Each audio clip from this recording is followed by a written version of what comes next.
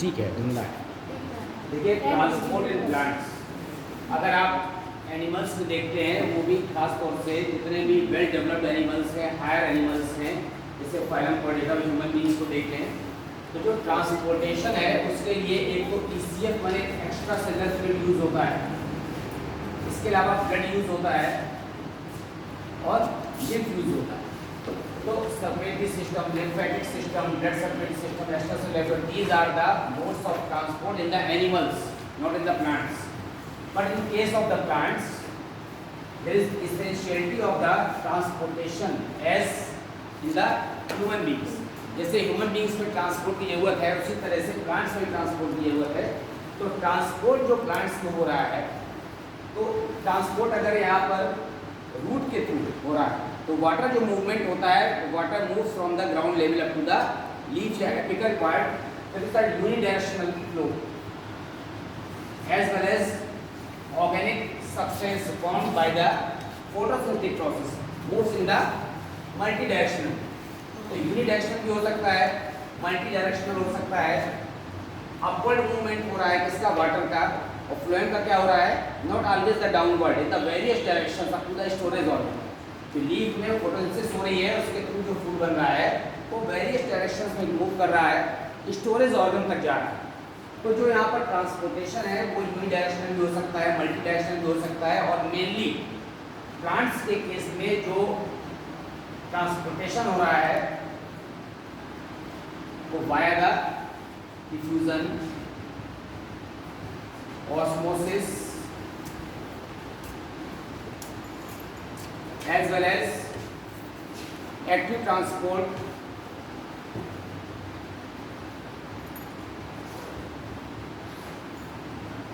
imbibition, etc.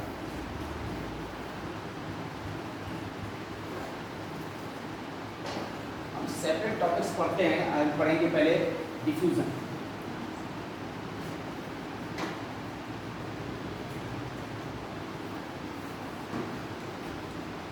What do you mean by diffusion? आपने aquatic animals में amoeba, paramecium, Euglena में diffusion देखा है। अगर वहाँ पर रिस्पिरेशन हो रहा है तो वाया द डिफ्यूजन हो रहा है फ्रॉम द सेल मेम्ब्रेन, ठीक है। एक्सक्रीशन हो रहा है नाइट्रोजन बेस्ड मटेरियल का, किसके फॉर्म में, अमोनिया के फॉर्म में हो रहा है, वो भी डिफ्यूजन से हो रहा है। क्या तो what the actual definition of the diffusion? Diffusion का मतलब क्या है? The movement of solutes, always movement of substance from the higher concentration to the lower concentration. जैसे आप एक बहुत इजी एग्जांपल देखते हैं, जैसे आपके साइकिल की ट्यूब में एयर ज़्यादा हो जाती है तो अचानक बर्स्ट करता है। तो बर्स्ट करता है तो हाई प्रेशर से लो प्रेशर की ओर जो तेजी से मॉलिक्यूल का मूवमेंट है, उसके कारण से क्या होती है, आवाज़ आती है। बैलून भी जब फटता है तो हाई कंसंट्रेशन से लो कंसंट्रेशन की ओर एयर मॉलिक्यूल बहुत तेजी से भागते हैं। परफ्यूम की आप बॉटल खोलते हैं, परफ्यूम शीशी खोलते हैं, तो हाई कंसंट्रेशन में वहाँ पर सब्सटेंस है, मॉलिक्यूल्स हैं। जैसी बॉटल खोलते हैं तो पूरे रूम में जो परफ्यूम की महक चली जाती है, इसका मतलब मॉलिक्यूल्स मूव कर रहे हैं from the high concentration to low concentration. इसी तरह से आप जो एलपीजी यूज कर रहे हैं सिलेंडर, उस एलपीजी में लिक्विफाइड पेट्रोलियम गैस, एलपीजी जो हम वर्ड यूज करते हैं, तो लिक्विफाइड पेट्रोलियम गैस, तो जो पेट्रोलियम है उसको हाई प्रेशर से कन्वर्ट किया गया है। तो जो गैस फॉर्म में था, जैसे हाईली प्रेशर डाला गया तो लिक्विड फॉर्म में आ गया। जैसे आप नॉब खोलते हैं तो थोड़ा सा प्रेशर कम होता है, तो जैसे ही प्रेशर कम होता है तो वो जो मॉलिक्यूल्स हाई प्रेशर से बाहर की तरफ निकलना चाहते हैं, तो इसीलिए आपकी गैस लगातार बंद करती है, जलती रहती है। जैसे ही प्रेशर इक्वल हो जाता है inside the cylinder and the atmosphere, तो फिर एयर बाहर नहीं आती। फिर हम सिलेंडर को ऐसे ऐसे हिलाते हैं, उसको उल्टा कर देते हैं, तिरछा कर देते हैं कि अगर चाय आधी रह गई पूरी बन ही जाए। लेकिन अगर वहाँ पर मॉलिक्यूल्स का प्रेशर इक्वल हो गया है एटमॉस्फेयर के, तो फिर वो एयर बाहर नहीं आती है। तो ये सब डिफ्यूजन है। तो डिफ्यूजन के थ्रू जो है जो भी मूवमेंट हो रहा है, the movement of molecules from the high concentration to the low concentration, तो इसमें जो मूवमेंट हो रहा है वो लिक्विड में हो सकता है, गैसेस में हो सकता है, इन सम कंडीशन सॉलिड में हो सकता है। अब यहाँ पर वर्ड यूज होता है डिफ्यूजन से What is diffusion pressure? What do you mean diffusion pressure?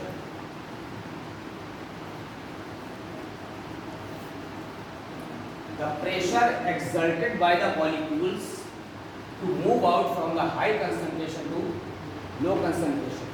जो हाई कंसंट्रेशन है उससे लो कंसंट्रेशन में जाने के लिए मॉलिक्यूल जो प्रेशर एक्सर्ट करते हैं, that is called the diffusion pressure.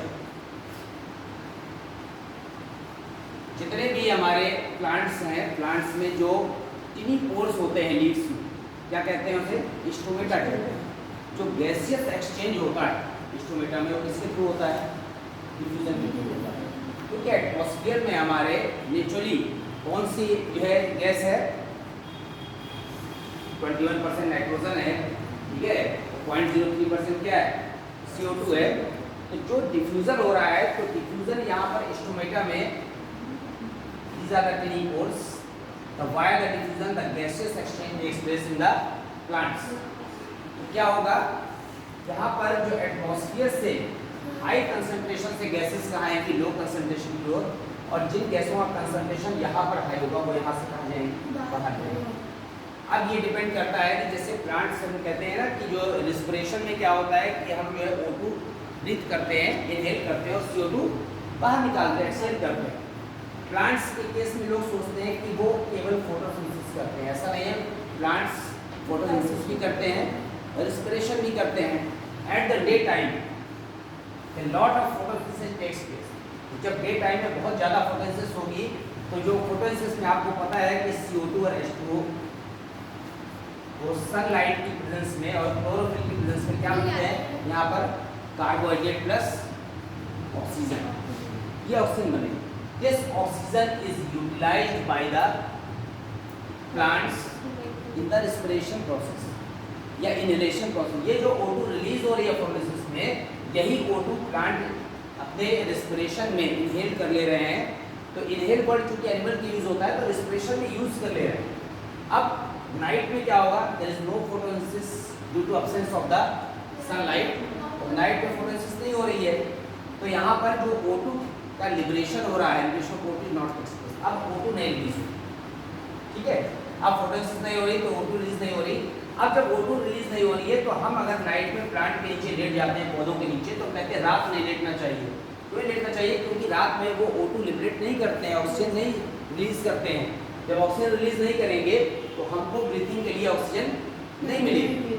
Day time में वो ऑक्सीजन रिलीज करते हैं, एटमॉस्फेयर में भी जाती है और कुछ ऑक्सीजन वो रेस्पिरेशन में क्या कर लेते हैं? यूज कर लेते हैं। लेकिन नाइट में यहाँ पर फोटोसिंथेसिस होती नहीं है, इसलिए ऑक्सीजन रिलीज होती नहीं है, इसीलिए हमारी बॉडी को ऑक्सीजन प्लांट्स के नीचे नहीं मिलती at the time of night. अब दिन में रेस्पिरेशन तो कंटिन्यू प्रोसेस है। अगर वो लिविंग ऑर्गेनिज्म है तो रेस्पिरेशन तो होता ही रहेगा। हम ये नहीं कहते कि दिन में थोड़ी बहुत करते हैं, दिन में भी रेस्पिरेशन चलता रहता है, नाइट में भी चलता रहता है, ठीक है। और दिन में जो रेस्पिरेशन में आपने देखा है प्लांट्स में, there are 2 types of plants mainly the C3 and C4। वैसे एक्चुअली तो 3 टाइप्स होते हैं, C3, C4 और कैम्प प्लांट्स। लेकिन मोस्टली अगर 2 टाइप्स के हम मान लें C3 और C4 में, तो वहाँ पर एक जगह लिखा रहता है कि C3 में कि उनका जो फोटोसिंथेटिक प्रोडक्ट है वो कंपैरेटिवली क्या होता है? कम होता है in comparison to C4 plants. जो यहाँ पर प्रोडक्ट बन रहा है C3 और C4 में, ये C3 क्या है? केल्विन बेंसन साइकिल वाला है, ये क्या है? हेजेंट साइकिल वाला है। C4 प्लांट्स कौन कौन से हैं? जो हमारे जितने भी फूड ग्रेन्स है मोनोकॉट्स में, ठीक है ना, सीरियल्स हैं, फूड ग्रेन्स है, वो C4 हैं और बाकी जो क्या है? C3 हैं। तो C3 प्लांट्स में फोटोसिंथेसिस के बाद जो प्रोडक्ट बनता है वो कंपैरेटिवली कम बनता है इन कंपैरिजन टू C4, क्योंकि C3 प्लांट्स में केवल 12 ATP यूज होते हैं और यहाँ पर 18 ATP यहाँ पर क्या हो रहे हैं? यूटिलाइज हो रहे हैं। तो ज़्यादा ATP यूटिलाइज होने का मतलब है ज़्यादा एनर्जी क्या हो रही है? स्टोर हो रही है। तो जो सोलर एनर्जी, फोटोसिंथेसिस की डेफिनेशन आपको पता है, the conversion of the solar light into the chemical energy. Solar energy को केमिकल एनर्जी में कन्वर्ट करना ही फोटोसिंथेसिस है। तो जहाँ पर ज़्यादा ATP स्टोर होंगे वहाँ पर फूड ज़्यादा बनेगा, जहाँ पर कम ATP स्टोर होंगे वहाँ पर फूड कम बनेगा। तो यहाँ पर 18 ATP क्या हो जाते हैं? फॉर्मेशन होता है, सिंथेसाइज होते हैं, फूड के फॉर्म में स्टोर हो जाते हैं। अब यही एनर्जी जब हम यहाँ रेस्पिरेशन में क्या होती है, फूड से रिलीज होती है तो ज़्यादा एनर्जी आपको मिलती है। तो ये जो सारी प्रोसेस है ये डिफ्यूजन के थ्रू यहाँ पर गैसेस एक्सचेंज हो रहा है स्टोमेटा में, और जो गैसेस एक्सचेंज हो रहा है उसको डिफ्यूजन प्रेशर है। एक वर्ड यूज होता है यहाँ पर डीपीडी, डिफ्यूजन प्रेशर डेफिसिट।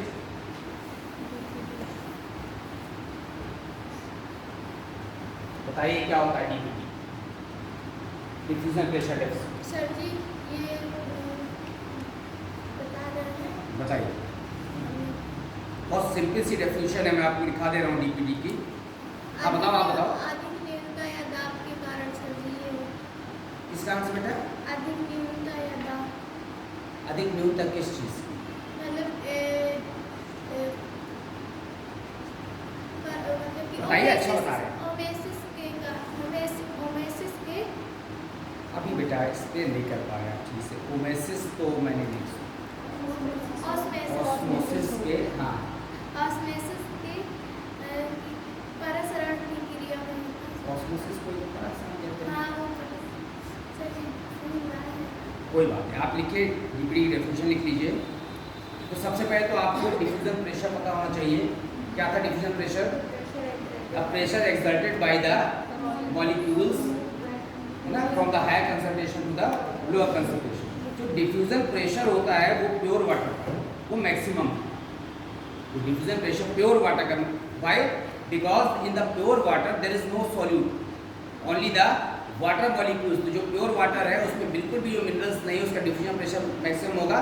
यहाँ पर डीपीडी की डेफिनेशन लिख दीजिए, the reduction on the diffusion pressure of water, reduction on the diffusion pressure of water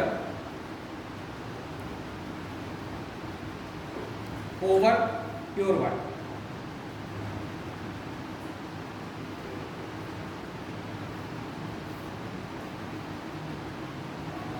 Reduction on the diffusion pressure of water over pure water. एक और definition लिखिए oblique करके, it is the water absorbing capacity of A solution, is the water absorbing capacity of the solution.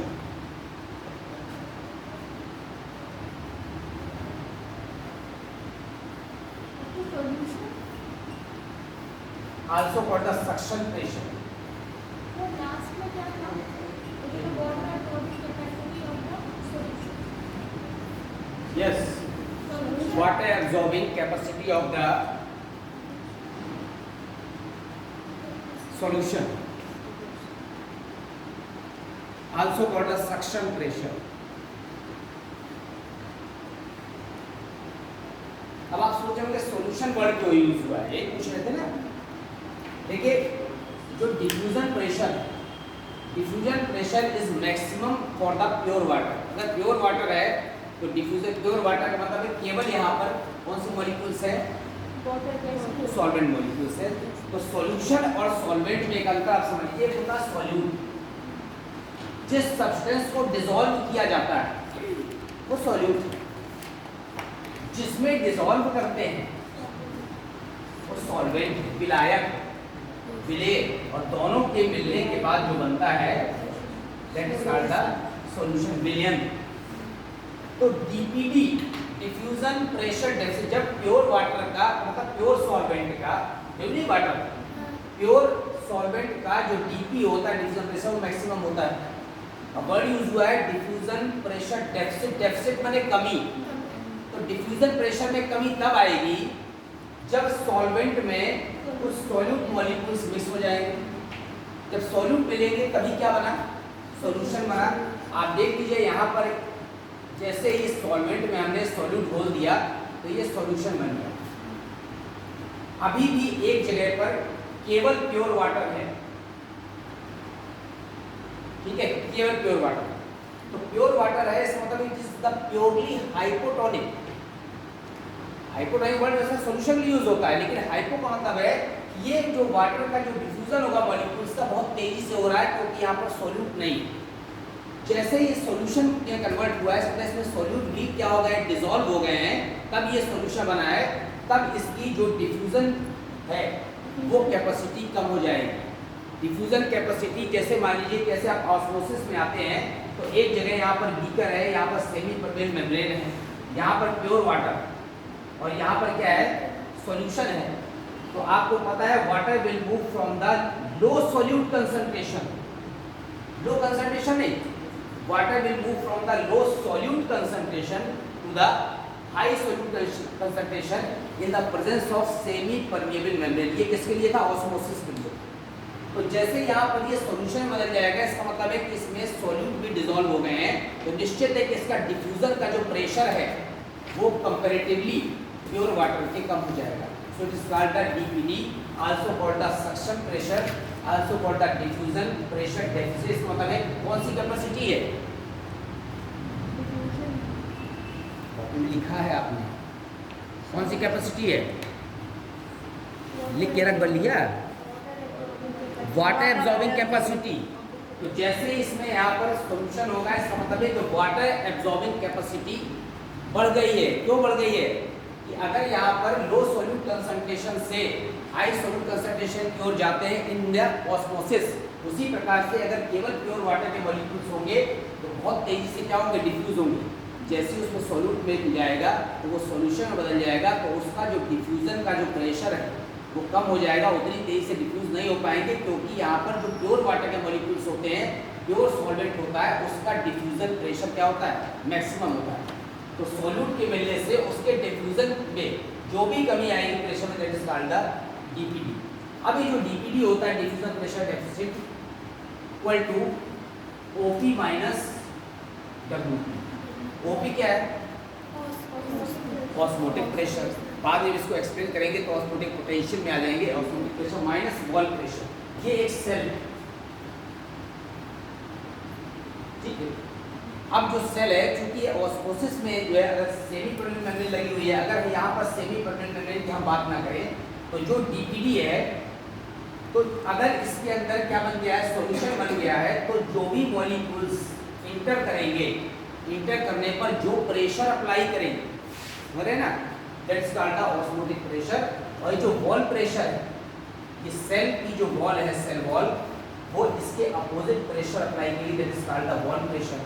और बदले में यहाँ से जो मॉलिक्यूल्स प्रेशर अप्लाई करेंगे, that is called the turgor pressure.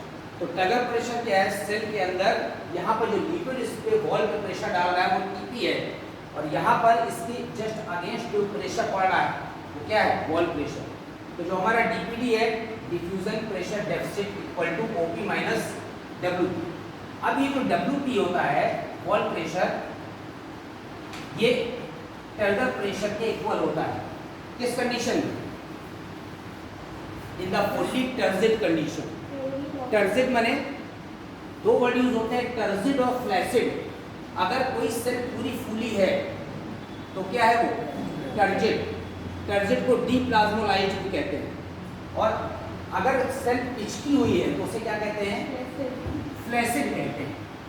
अब आप देखिए यहाँ पर अगर फुल्ली टर्जिड कंडीशन देखते हैं आप, एट फुल्ली टर्जिड कंडीशन, आपने देखा DPD equal to OP minus WP. तो यहाँ पर जो डब्ल्यूपी है इसके इक्वल हो जाएगा टर्गर प्रेशर थे। तो यहाँ पर डीपीडी को हम ऐसे भी लिख सकते हैं, ओपी माइनस टीपी। अब जब फुल्ली टर्जिड कंडीशन होगी यहाँ पर, तो जो टर्गर प्रेशर है और ऑस्मोटिक प्रेशर, ये दोनों just equal to each other. जो हमारा ऑस्मोटिक प्रेशर है और टर्गर प्रेशर है, दोनों क्या हो जाएंगे, एक दूसरे के इक्वल हो जाएंगे। जितना टर्गर प्रेशर लग रहा है उतना ही क्या लग रहा है, ऑस्मोटिक प्रेशर लग रहा है। तो डीपीडी की वैल्यू कितनी हो जाएगी, तो भाई अगर ऑस्मोटिक प्रेशर और टर्गर प्रेशर दोनों सेम है तो कितनी हो जाएगी, लिखिए, at fully turgid condition OP equal to TP.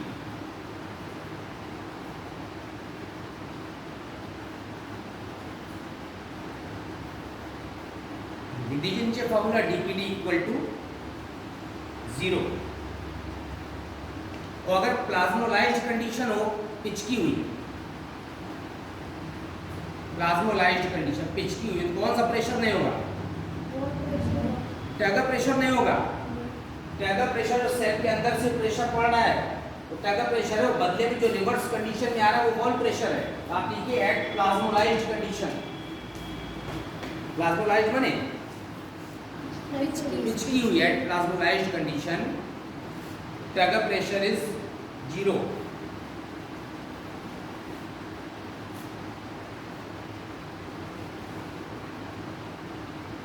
तो डीपीडी किसके इक्वल हो जाएगा?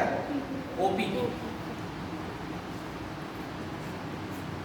इसमें एक लाइन लिख दीजिए नीचे,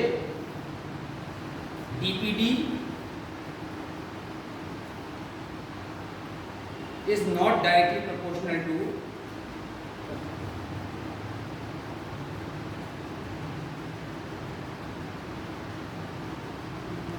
ऑस्मोटिक प्रेशर।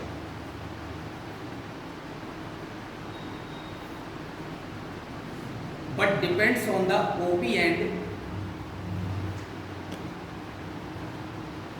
TP both। सीधे ऑस्मोटिक प्रेशर पर डिपेंड नहीं करता, लेकिन दोनों पर डिपेंड करता है। ऑस्मोटिक प्रेशर पर भी और किस पर? टैगर प्रेशर पर। तो अब आप आते हैं, देखिए कि कोई भी जो डिफ्यूजन प्रोसेस हो रहा है, actually diffusion depends on the permeability.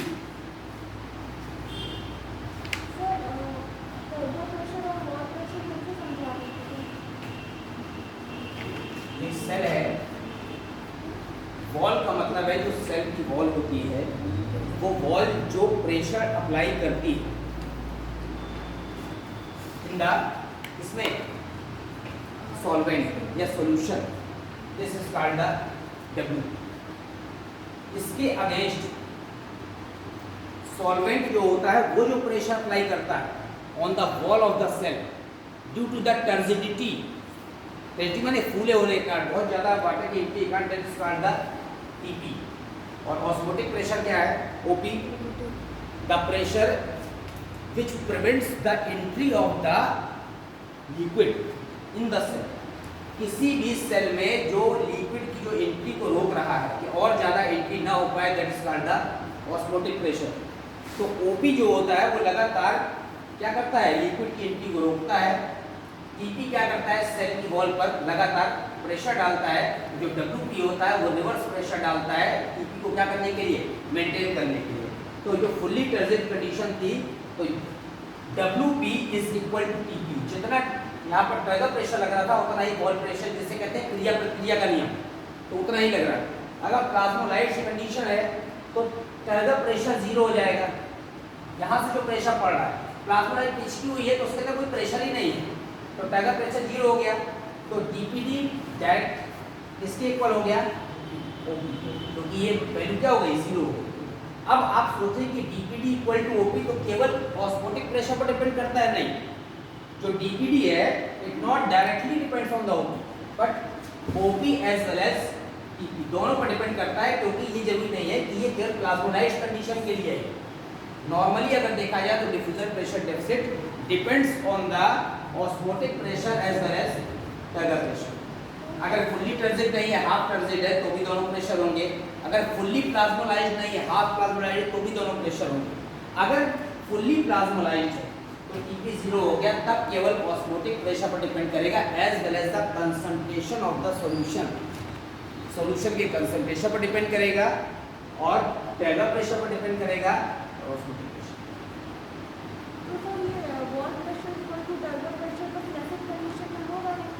नहीं होगा। देखिए, जब यहाँ से टर्गर प्रेशर नहीं पड़ेगा तो वॉल प्रेशर रिवर्स में भी नहीं पड़ेगा। जब टर्गर प्रेशर है, क्रिया प्रतिक्रिया नियम है, एक्शन रिएक्शन ला, जब टर्गर प्रेशर नहीं होगा तो वॉल प्रेशर नहीं होगा। इसीलिए वॉल प्रेशर को टर्गर प्रेशर के क्या मानते हैं?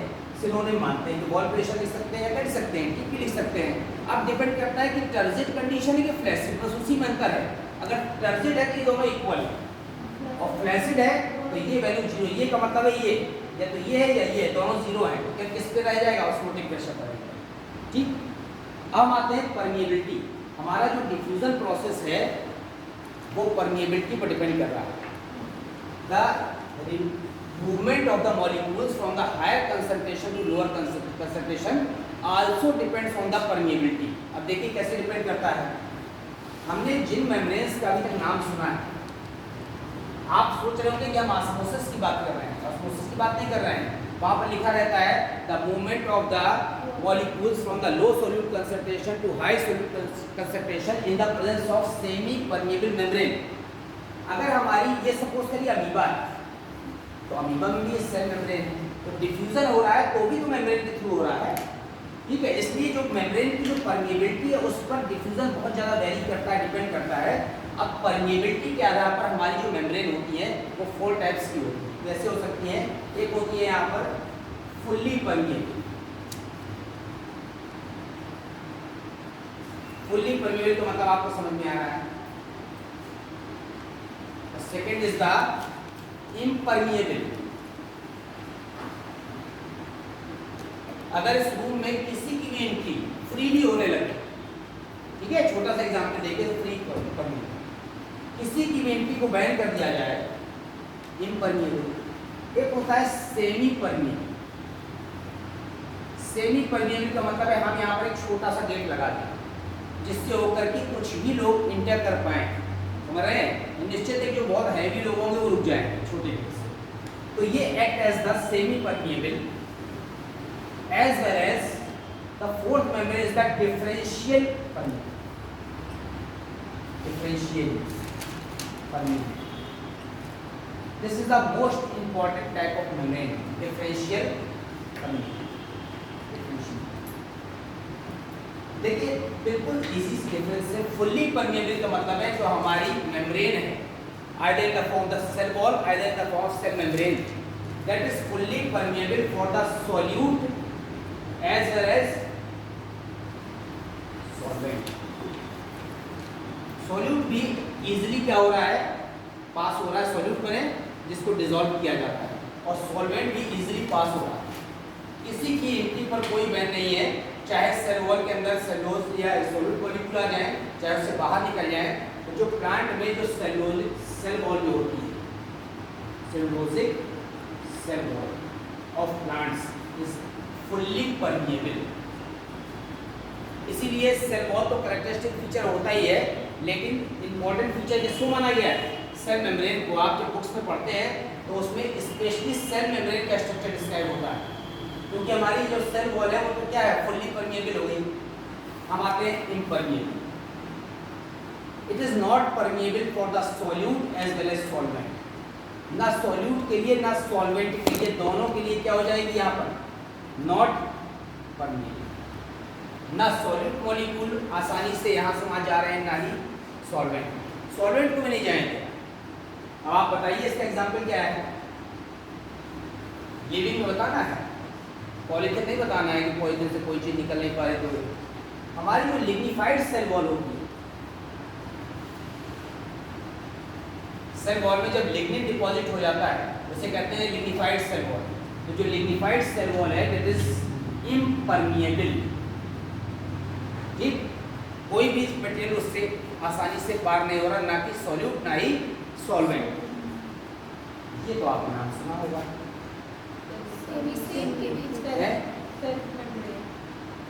क्या बताने का इनके बीच का, देखिए इसमें सेमी परमिएबल में the smaller molecules of solute and solvent, solvent तो इजीली पास होगा ही, स्मॉलर मॉलिक्यूल्स जो सॉल्यूट के हैं वो भी पास हो सकते हैं, सेमी परमिएबल है। तो हमारे जो सेल मेम्ब्रेन होती है उसमें लिखा रहता है कहीं कहीं सेमी परमिएबल, पर आप जब लेटेस्ट बुक देखेंगे या और ज़्यादा फर्दर स्टडी में जाएंगे इंटर की बाद की बुक्स में, तो वहाँ लिखा होता है दैट इज डिफरेंशियली विभेदी पारगम। पहले लिखा होता था सेमी परमिएबल, अर्ध पारगम, ठीक है। तो जो पार्चमेंट मेम्ब्रेन होती है, एक्सपेरिमेंट यूज होती है, वो है सेमी परमिएबल पार्चमेंट मेम्ब्रेन। लेकिन हमारे बॉडी में जो सेल मेम्ब्रेन होती है दैट इज डिफरेंशियली परमिएबल। इसका मतलब है कि वो डिफरेंशिएट कर रही है। जैसे शादी विवाह में निमंत्रण में गेट पे घर पे एक व्यक्ति ऐसा खड़ा होता है जो सारे लोगों को पहचानता है, इसको हमने काट दिया है, ठीक है, तो डिफरेंशिएट कर लेता है कि इस व्यक्ति को हमने बुलाया है कि नहीं बुलाया है।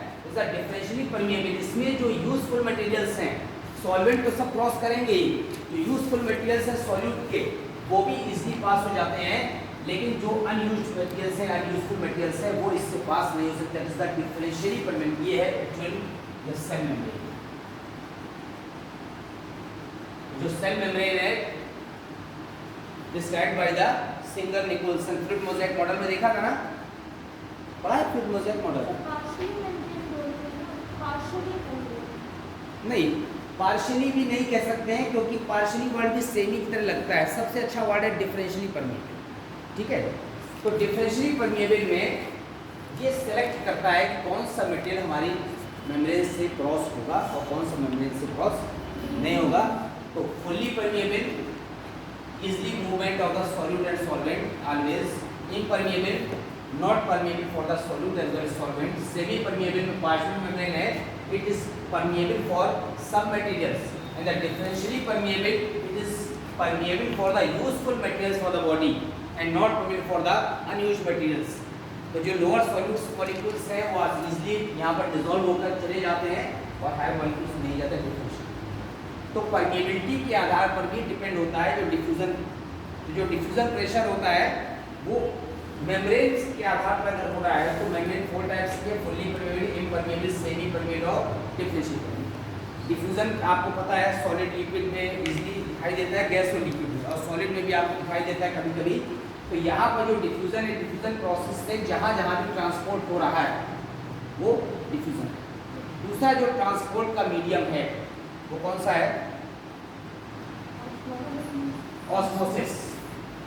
क्या डिफरेंस है डिफ्यूजन और ऑस्मोसिस में? डिफ्यूजन में हमें मेम्ब्रेन की जरूरत नहीं भी कर सकते हैं, तो ऑस्मोसिस में मेम्ब्रेन होना चाहिए। In the osmosis there is essentiality of the membrane। एक डिफरेंशियली परमिएबल या सेमी परमिएबल मेम्ब्रेन जरूर होनी चाहिए। और वाटर कहाँ से मूव करेगा? It will move from the low solute concentration to the high solute concentration. लिख दीजिए, देखिए osmosis.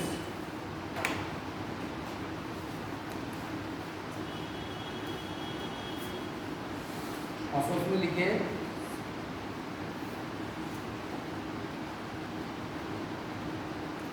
The movement of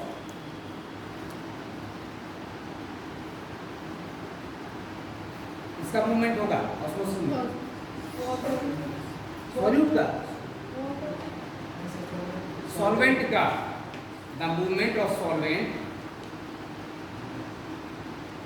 from the low solute concentration to the high solute concentration in the presence of semi permeable membrane। The movement of solvent from the low solute concentration to the high solute concentration in the presence of semi permeable membrane।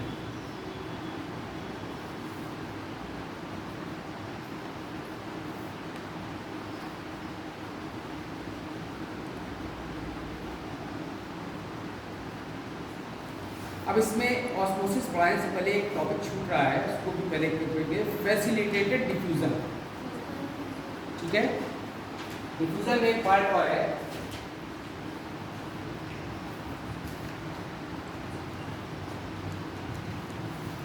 देखिए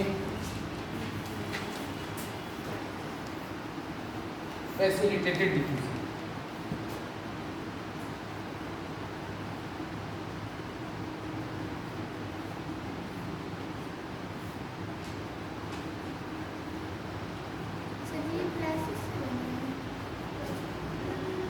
क्या बेटा?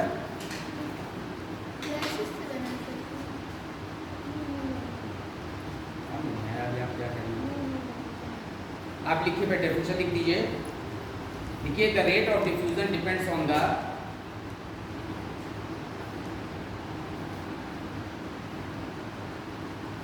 size of substance,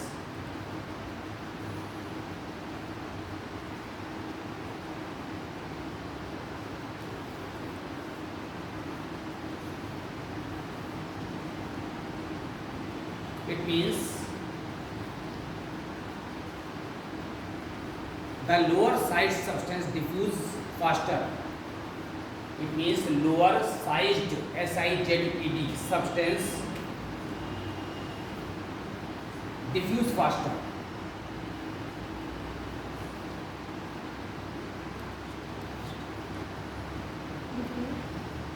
Lower sized substance diffuse faster and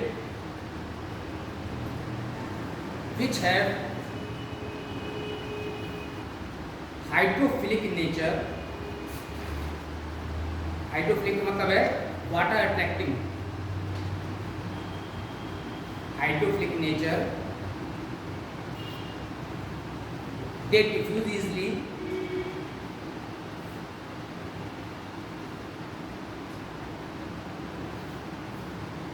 and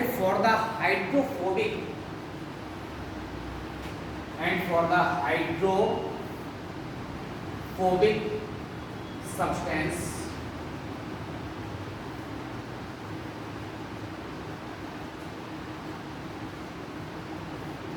facilitated diffusion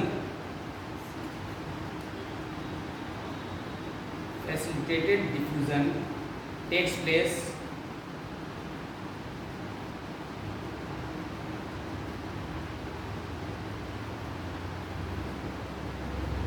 for which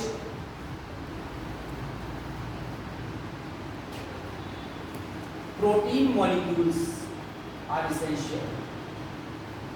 Protein molecules are essential.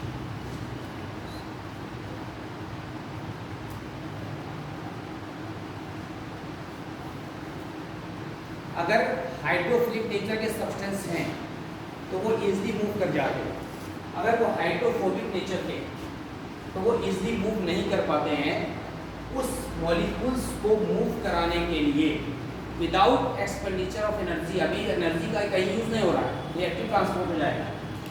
Various type of proteins are essential. This is called the facilitated diffusion. सुविधा दी जा रही है diffusion के लिए कि अगर ऐसे मॉलिक्यूल्स हैं जो हाइड्रोफोबिक नेचर के हैं तो हाइड्रोफोबिक नेचर के होने के कारण वेरियस जो प्रोटीन मॉलिक्यूल्स हैं वो उसको एक प्लेस से दूसरे प्लेस तक या हाई कंसंट्रेशन से लो कंसंट्रेशन की ओर ले जाएंगे. तो किसके सहायता से? प्रोटीन की सहायता से. इसी तरह से आपने वहाँ पर देखा नर्वस सिस्टम में सोडियम पोटेशियम पंप था, वही कंडीशन यहाँ पर है. इसको लिख दीजिए. These protein channels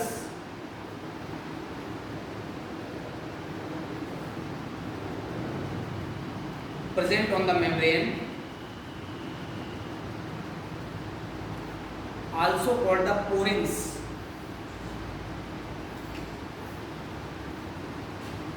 Also called the porins. ये जो प्रोटीन मॉलिक्यूल्स है या प्रोटीन चैनल्स जो फैसिलिटेटेड डिफ्यूजन के लिए रिस्पॉन्सिबल हैं उन्हें क्या कहते हैं? पोरिन्स कहते हैं. अब यहाँ पर जो फैसिलिटेटेड डिफ्यूजन है वो सेम डायरेक्शन में हो सकता है, अपोजिट डायरेक्शन में हो सकता है और रिवर्सिबल कंडीशन में हो सकता है. तो सेम डायरेक्शन के लिए, अपोजिट डायरेक्शन के लिए और रिवर्सिबल कंडीशन के लिए, तीनों कंडीशन के लिए अलग अलग तरह के प्रोटीन चैनल यूज किए गए हैं. इन प्रोटीन चैनल्स को आपने अगर नाम सुना हो, एपोप्लास्ट, सिम्प्लास्ट सुना है? जी. क्या होता है बताइए, क्या होता है? डायरेक्शन में जाता है और फिर लास्ट में ऐसे प्रोटीन होते हैं जो दोनों डायरेक्शन में रिवर्सिबल डायरेक्शन में जा सकते हैं. मॉलिक्यूल्स का नाम लिख दीजिए.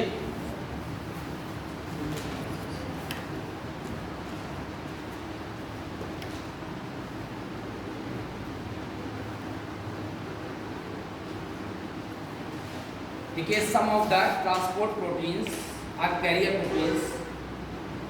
सम of the transport protein are carrier proteins.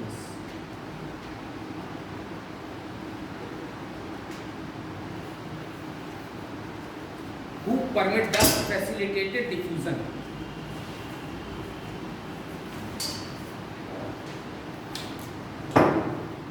of the transport protein or carrier proteins which permit the facilitated diffusion are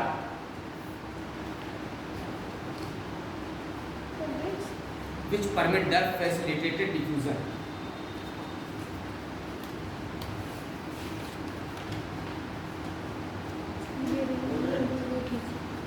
पहले लिखिए सिम्पोर्ट, SYMPORT, सिम्पोर्ट। सिम्पोर्ट में both molecules goes in the same direction,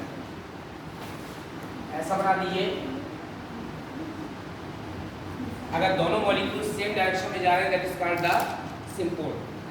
both molecules go in the same direction. Second है antiport, ANTIPOD, antipode.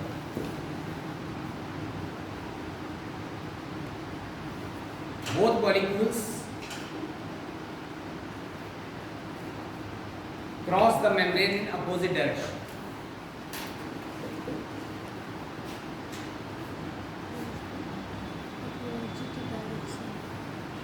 देख रहे हैं ये proteins हैं, carrier proteins.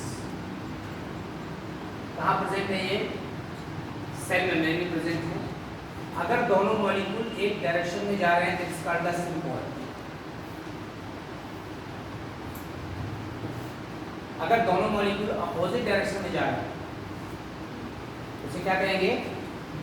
Antipode. Symport, antipode को बना दीजिए। यूनिपोड,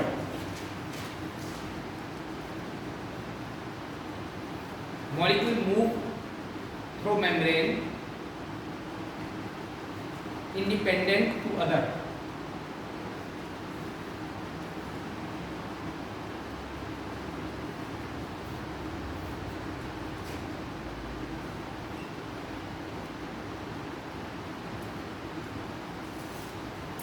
आप देख रहे हैं this is the membrane, cell membrane which contains the various carrier proteins are the transport protein.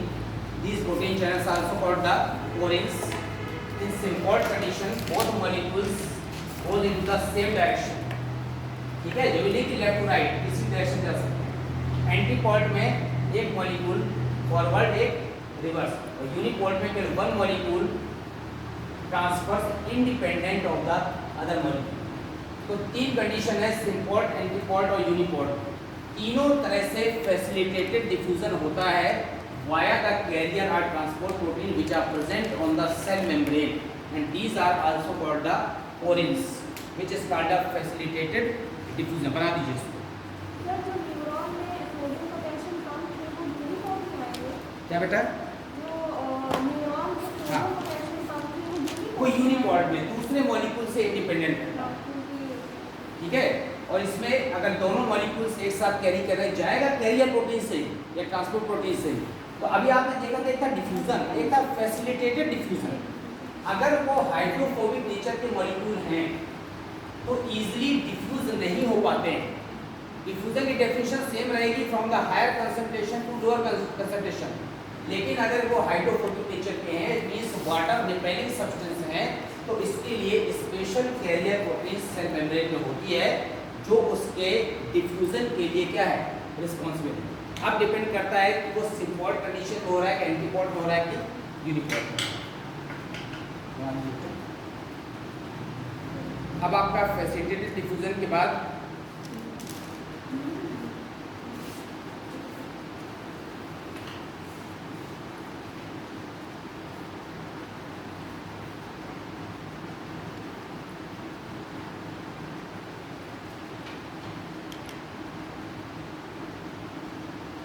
एक आता है एक्टिव ट्रांसपोर्ट।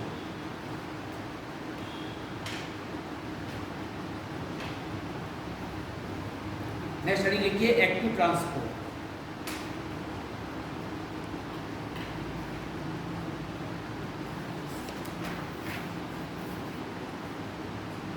एक्टिव ट्रांसपोर्ट मैंने अभी आपको बताया था जैसे पंप से हम पानी को ऊपर चढ़ा लेते हैं उसी तरह से active transport it requires a lot of energy to pump the molecule from one place to another। लिख दीजिए, it requires energy to pump the molecule against the concentration gradient. Concentration gradient के अपोजिट जाना है। वैसे तो high concentration low concentration की ओर जाता है substance in the case of diffusion, against the concentration gradient लिख दिया मैंने वहां पर। कंसंट्रेशन ग्रेडियंट के अगेंस्ट का क्या मतलब है? लोअर कंसंट्रेशन से हायर कंसंट्रेशन की ओर जाना। It is also called the uphill transport. क्या कहते हैं इसको? अपहिल ट्रांसपोर्ट भी कहते हैं।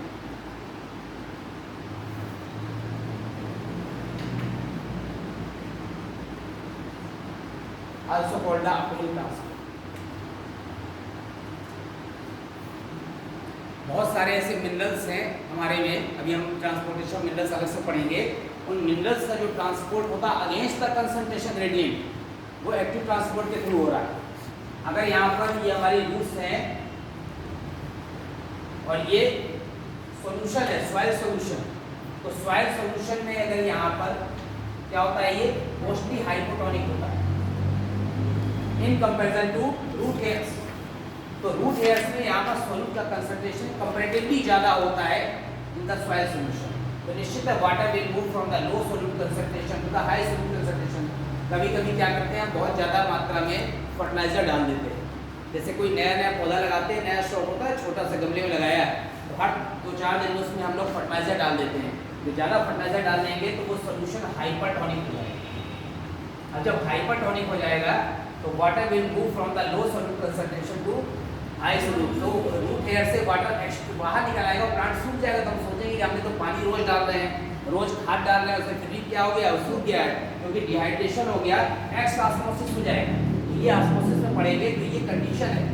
तो अगर हमको कंसंट्रेशन ग्रेडियंट के अगेंस्ट मिनरल्स को एब्जॉर्ब करना है, ठीक है, तो क्या करना पड़ेगा, एक्टिव ट्रांसपोर्ट में उसमें एटीपी की एनर्जी खर्च होती है। अब ऑस्मोसिस पढ़ाने के पहले एक इंपॉर्टेंट टॉपिक पढ़ते हैं, वाटर पोटेंशियल। देखिए वाटर पोटेंशियल,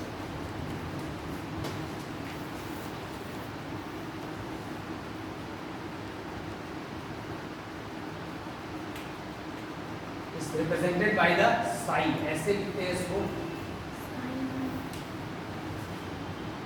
इस तरह से रिप्रेजेंट करते हैं। अब वाटर पोटेंशियल की डेफिनेशन बतानी है, कौन है?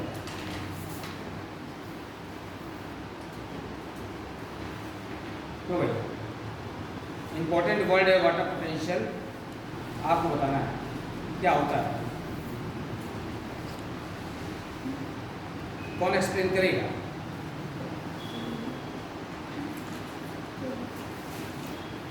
अक्सर आप देखते हैं जब एग्जाम में, कंपटीशन एग्जाम में क्वेश्चन आए लगे हैं तो osmotic pressure, wall pressure, tiger pressure के साथ वर्ड आता है water potential. Water potential capacity होती है for the movement of the इसका वाटर मॉलिक्यूल्स। तो जो वाटर पोटेंशियल है, वाटर में जो मॉलिक्यूल्स है वो फ्री एनर्जी होती है, उसमें lot of free energy present in the water molecules. जैसे उसमें सॉल्यूट इंटर करता है तो किसमें कन्वर्ट होता है, वो सॉल्वेंट। तो सॉल्यूशन, जैसे सॉल्यूट ऐड किया तो वो सॉल्यूशन बन गया। जैसे सॉल्यूशन बन गया मतलब free energy of water molecules becomes less. तो फ्री एनर्जी वाटर मॉलिक्यूल की कम हो गई, इसका मतलब है वाटर पोटेंशियल की वैल्यू क्या हो गई, कम हो गई। तो जो प्योर वाटर होता है, प्योर सॉल्वेंट होता है, there is the high water potential in comparison to the solution. तो अगर प्योर वाटर है तो वाटर पोटेंशियल ज़्यादा होगा, और जैसे सॉल्यूट से मिक्स हो जाएगा तो वो बन जाएगा सॉल्यूशन, तो उसका वाटर पोटेंशियल क्या हो जाएगा, कम हो जाएगा। तो अब डेफिनेशन क्या लिखेंगे वाटर पोटेंशियल? यही है, DPT also called the water potential. तो डीपीटी को ही वाटर पोटेंशियल कहते हैं, इसीलिए मैंने आपको लिखा है। लिख दीजिए इसमें the chemical potential of water, chemical potential of water divided by partial molal water या partial mole of water.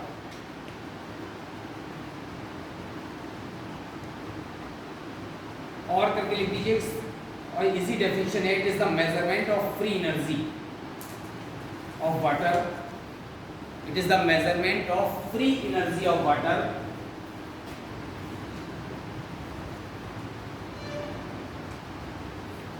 measurement of free energy of water per unit volume, free energy of water per unit volume represented by the psi.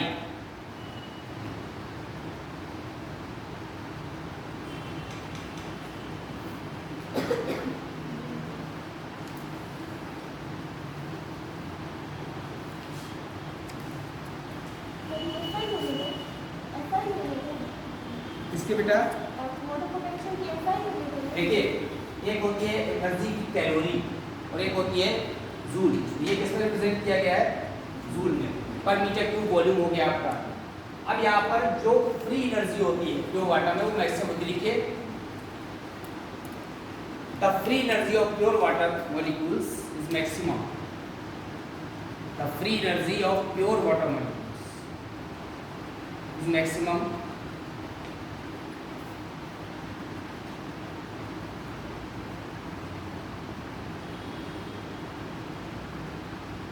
and water will always move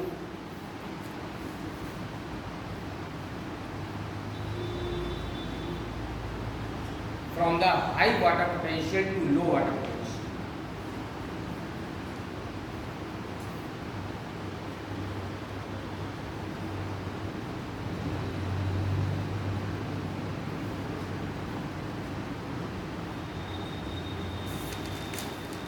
और unit क्या होती है इसकी?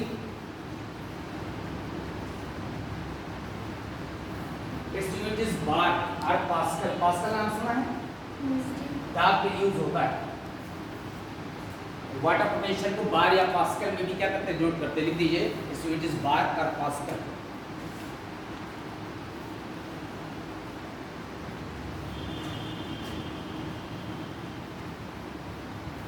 अब इसका practical use क्या है water potential का? हमने इसको ऐसे साइड डब्ल्यू से रिप्रेजेंट किया। तो water potential depends on the two components, दो कंपोनेंट डिपेंड करता है। एक होता है यहाँ पर सॉल्यूट पोटेंशियल और एक होता है यहाँ पर क्या होता है? Osmotic potential. जो ऑस्मोटिक प्रेशर वो यूज कर रहे थे, दैट इज द यहाँ पर it is the pressure potential as well as the solute potential, also called the osmotic potential. लिखिए, water potential depends on the water potential depends on two components,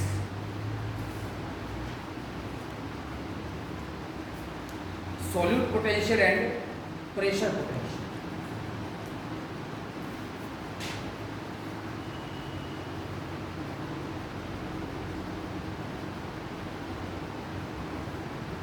दोनों का symbol लिखा है, Sai S solute potential है और pressure potential हो गया।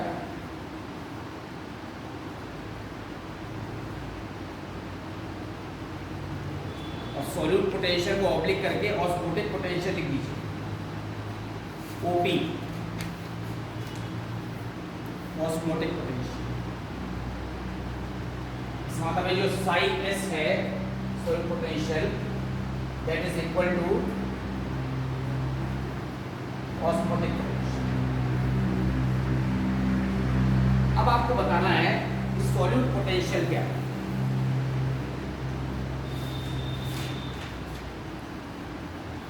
Water potential depend कर रहा है सॉल्यूट पोटेंशियल पर और प्रेशर पोटेंशियल पर। इसी का दूसरा फॉर्म ऐसे लिख सकते हैं, water potential represented by the osmotic potential plus pressure potential. अब सॉल्यूट पोटेंशियल क्या है?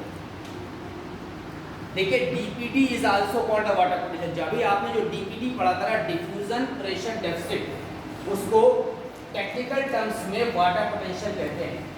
किस पर डिपेंड करता है? सॉल्यूट पोटेंशियल, जो सॉल्यूट डिसॉल्व हो गया इसमें सॉल्वेंट में, प्लस प्रेशर पोटेंशियल, जो प्रेशर एक्सर्ट कर रहा है वो लिक्विड, जो प्रेशर एक्सर्ट कर रहा है liquid, that's called the pressure potential, ये सॉल्यूट पोटेंशियल। आपको दोनों बताना है कि सॉल्यूट पोटेंशियल और प्रेशर पोटेंशियल क्या होता है, साई एस और साई पी।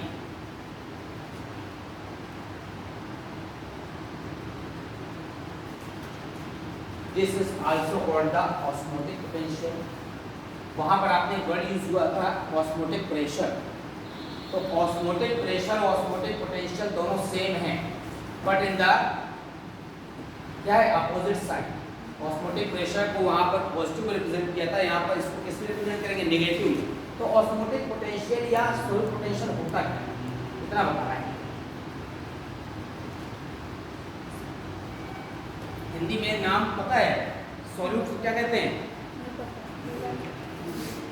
विलेय, ठीक है।